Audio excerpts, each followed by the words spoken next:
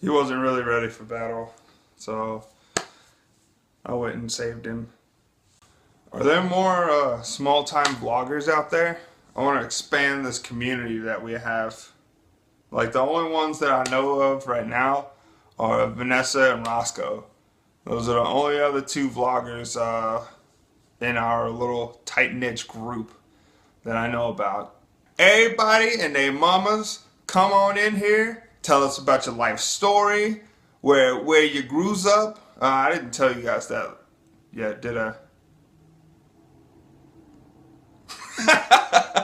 Guilty. Alright, well, how about this? I grew up in Kentucky, Owensboro, Kentucky. I went to public schools, so I'm the dum-dum. 16 is whenever I actually started lifting. And the muscle just came naturally. I guess I'm built like that genetically. I was already kind of a big guy. I had a lot more fat on me than I did muscle though. But it just packed on. And I'm really thankful for that. I'm pretty sure I got all my genetics from my dad. My dad's African American. He's black. And my mom's white. So I'm mulatto. A lot of people don't know that, actually.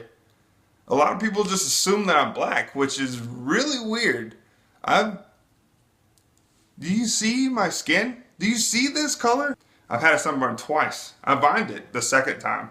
The second time was the most severe, but the first time I was on my grandpa's pontoon. We were out fishing. I caught a sunfish that day. Yes, sir. And I let it go. I was the one to take it off the hook, and I didn't know that you're supposed to like comb the fins down. I just grabbed straight for it, and the fins just stuck into my hand, and I was like, "Oh no, that's probably why they call it a sunfish." Because of whenever you draw a sun, you always do the little circle and the spikes around it. I was a real smart kid. I grabbed it, the spikes went into my skin, and I was like, "Oh no!" I was bleeding everywhere. Anyways, my grandpa, he came over and he combed the fins down, and he was like, "This is how you take it off, Mike."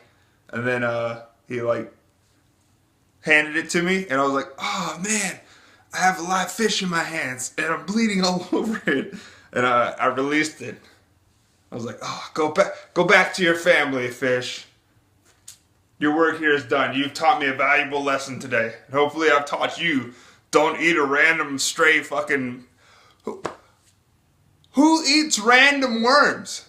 It's like, "Oh man, hey, there's a worm dangling right there. I've never seen one of those before, but I'm gonna eat it. Oh, turns out there's a hook in it. Guess I'm screwed." Be sure that this is almost 5 minutes right now of me just talking. I'm done. All right. See you guys later.